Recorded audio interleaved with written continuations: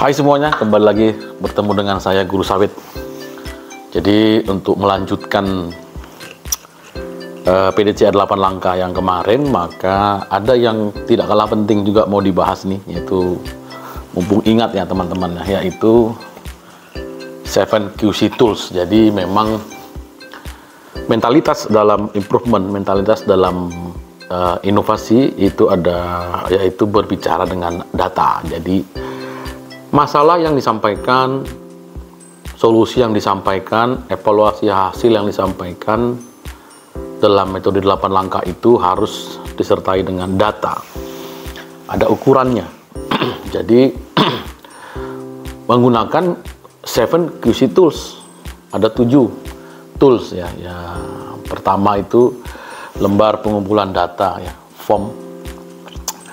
Yang kedua itu ada stratifikasi ya. Yang ketiga ada diagram Pareto. Kemudian yang keempat itu ada histogram ya. Yang kelima itu diagram pencar atau scatter diagram ya. Kemudian satu lagi fishbone analysis ya, itu yang keenam ya. Diagram tulang ikan ya, atau diagram Ishikawa. Dan yang terakhir adalah bagan kendali. Jadi di dalam pengalaman saya di dalam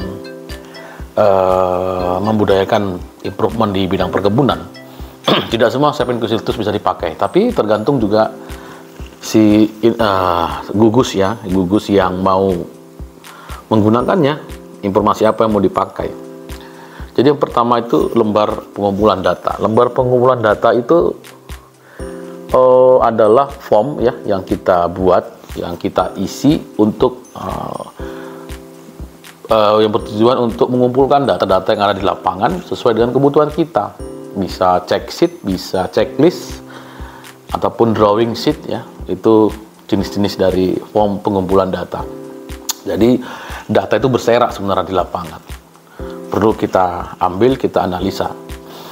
Karena lagi-lagi saya katakan bahwa kualitas keputusan untuk memecahkan masalah itu dipengaruhi oleh dua hal, yaitu input dan proses. Input itu adalah informasi yang lengkap, data yang lengkap, dan proses itu adalah metodologi dalam pemecahan masalah.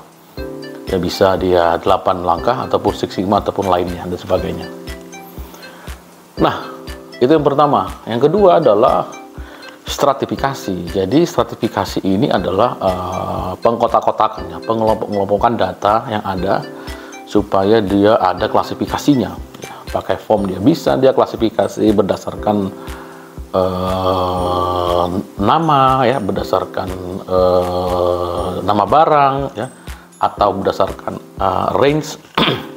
Kemudian bisa berdasarkan tingkatan SD, SMP ya, itu boleh.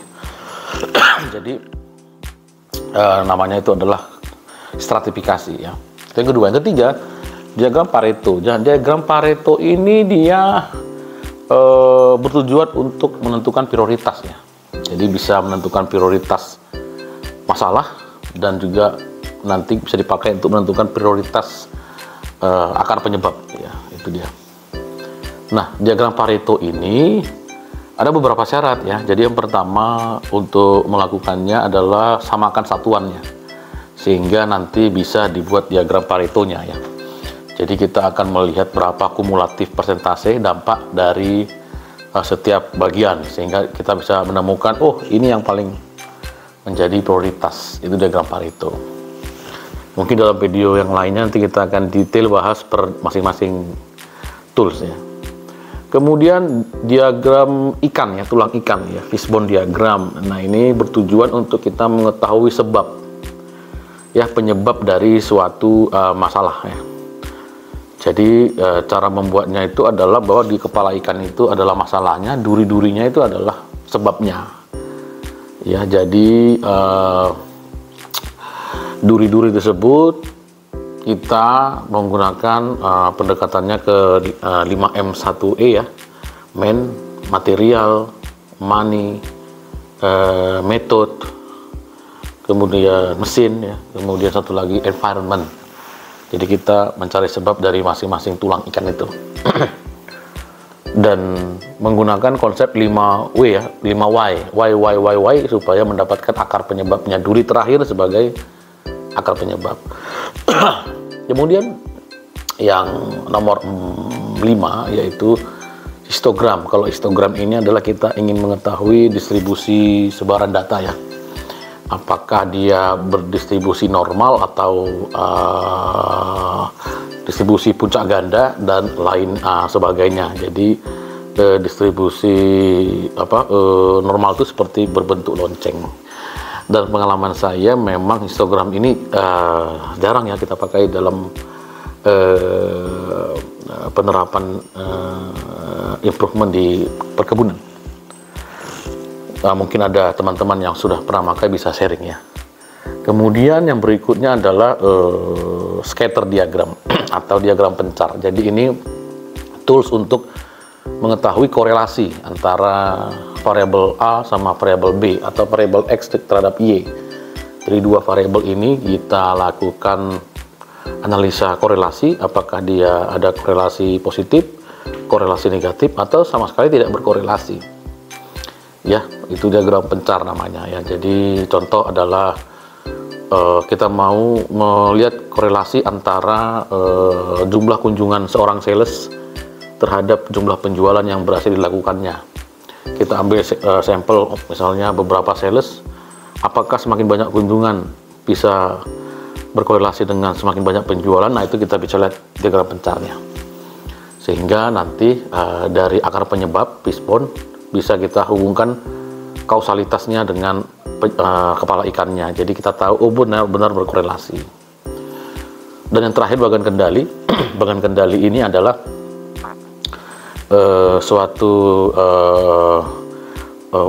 tools yang kita bisa melihat penyimpangan ya ketika kita berproses melakukan implementasi inovasi. Di situ akan lihat rentangnya itu suatu saat dia kapan dia kondisinya di dalam batas atas maupun batas bawah. Kalau dia melebihi batas atas, melebihi batas bawah, di situ pasti ada penyimpangan di dalam 5M1E-nya. Sehingga kita harus mengontrolnya. Nah, di bagian kendali juga sebenarnya dengan histogram ini jarang dipakai juga dalam dunia perkebunan. Tapi kalau teman-teman ada yang pernah memakai itu bisa sharing berikutnya. Nah, jadi 7QC Tools ini merupakan tools di mana agar inovasi improvement yang kita lakukan itu terukur ya dan punya metodologi untuk kita bisa melakukan pemecahan masalah sehingga masalahnya itu selesai ya.